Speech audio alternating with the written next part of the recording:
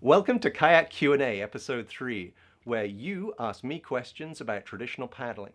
Today's question comes from Kathy Morrison in California, who asks, what's going on at the beginning and end of the butterfly roll? So there are two very different ways to start a butterfly roll. The first, most traditional way involves holding the paddle along the side of the kayak, crossing your arms under each other and tucking down deep. And I'll just demonstrate that for you here. Grabbing the paddle against the kayak, crossing one arm under the other, and tucking down here. So that's the traditional way. And why I describe that as the traditional way is most Greenland layback rolls are termed start tucked forward, finish leaning back. And that's the way to do the butterfly roll, where you do start tucked forward and you finish leaning back. Now, the other way is a really great teaching aid, because as you're going to see in a minute, the crux for a butterfly roll is torso rotation. How do I swing my body so it's flat on the water when I'm floating? And a way to really help that is to start with, instead of, I've still got my one hand on the paddle, but I take my other hand, my non-paddle paddle hand, and instead of it going underneath this paddle arm, I reach behind me. And you see the way it opens my chest up, and now my shoulders are nearly parallel with the direction of the kayak. This really helps this roll when you're learning to do it, and I'll demonstrate in a minute why that is.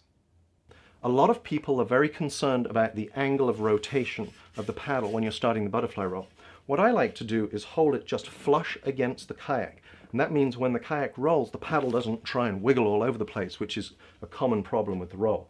So I take it here and I hold it with my fingers and palm against the side of the kayak, and that actually allows me to register it here, so I know it's staying in the right place as I do the roll. Then if I'm doing the proper setup, I tuck forward, holding the paddle here, and I roll in this way.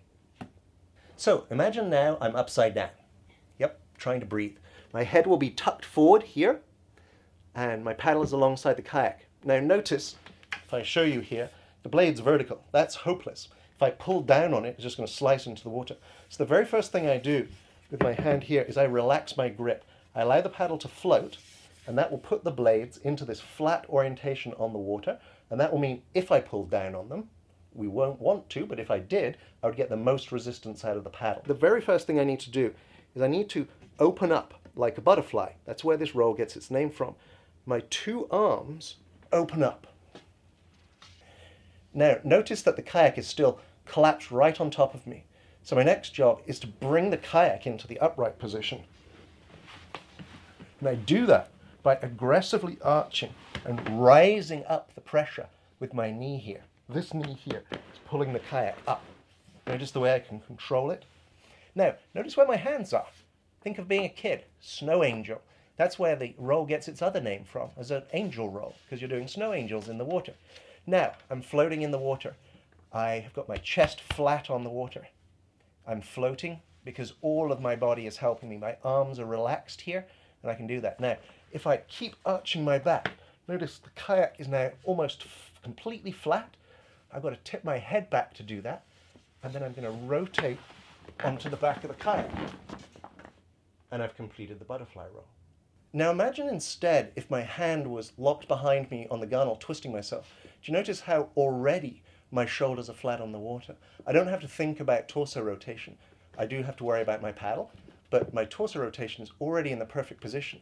So all I have to do is lift the paddle over, arch, and I'm in that beautiful floaty position doing my snow angels again.